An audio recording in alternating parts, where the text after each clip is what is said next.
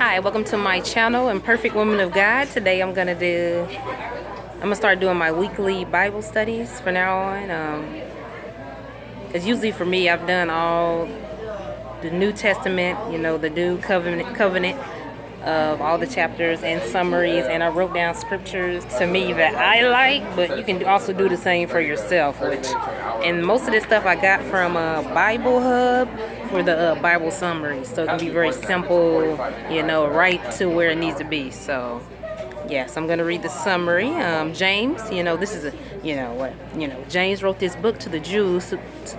Okay, let me see. James wrote this book to the Jew believers to encourage them to endure and live bold lives. James teaches the believers to test your faith.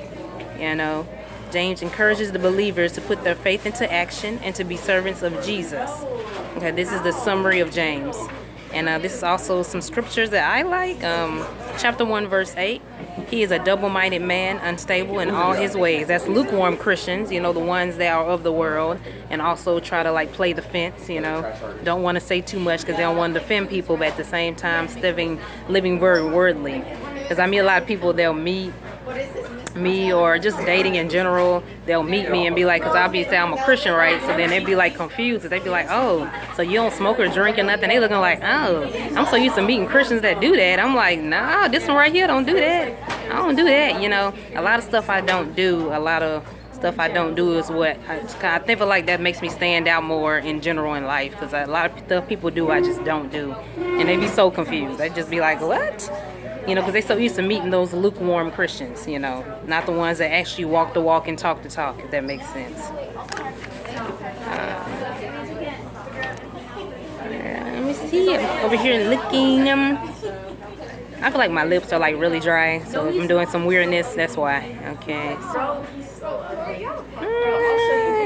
Oh yeah, this is about prayer. You ask and you do not receive because you ask wrongly and spit it on your passions. You cannot ask things for God and expect Him to give it to you if your mindset and your way of thinking is worldly, or you thinking, oh, I want a husband, but it has nothing to do with God, or I want this, but it has nothing to do to glorify God in any kind of way. So you will not receive that due to that wrong way of thinking and the passions, and your desires that have nothing to do with God. Okay, so that's pretty much, and that is chapter 4, verse 3.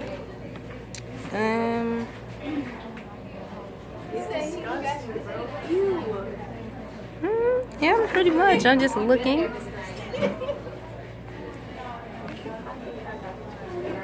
Taming the tongue. That's chapter 3, verse 8. But no human being can tame the tongue. It is restless, evil, full of deadly poison. So no human being.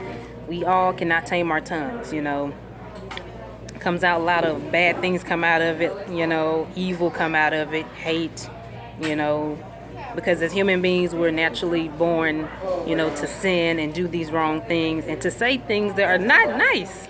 We all have done it once in our life, said things that are just not nice, or just carry ourselves in ways, or just say mean things for no reason, no one can tame our tongue, no matter whoever you are, pastor, whatever.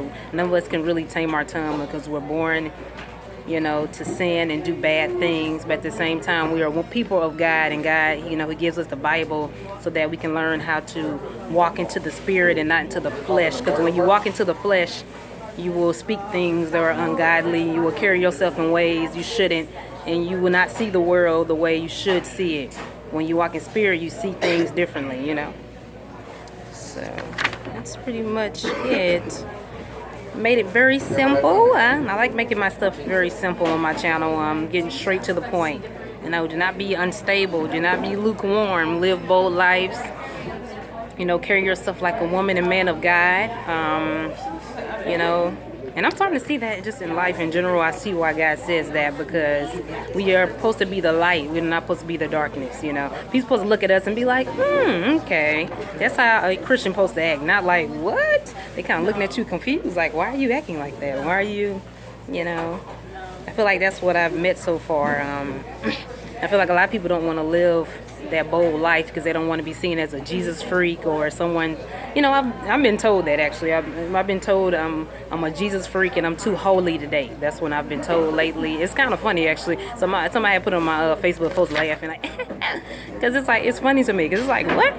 How am I too holy today? How am I a Jesus freak because I'm choosing to live right, because I choose to dress modest, and I choose to not smoke and drink, and I'm choosing to live right, and I'm choosing to like become a better version of myself, so that if I meet my husband, that man of God that God has for me, I won't run him away with foolishness. I don't do with the drama. You would never see me in any drama. My life is very peaceful. I don't deal with the foolishness. I don't have any children, and I'm 26. Most people at my age, they start to panic. They want to, I want to have kids, and some of them don't care at all, actually.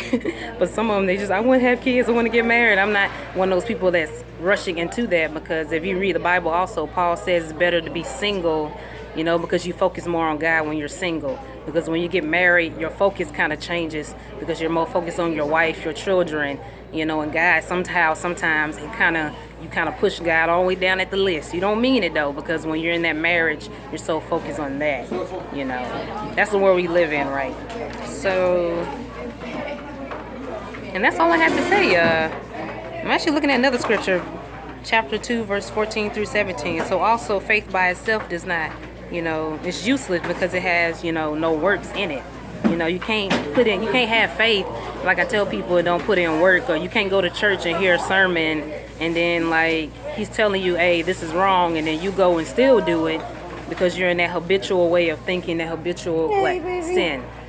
So that's all I gotta say, and thank you for subscribing to my channel.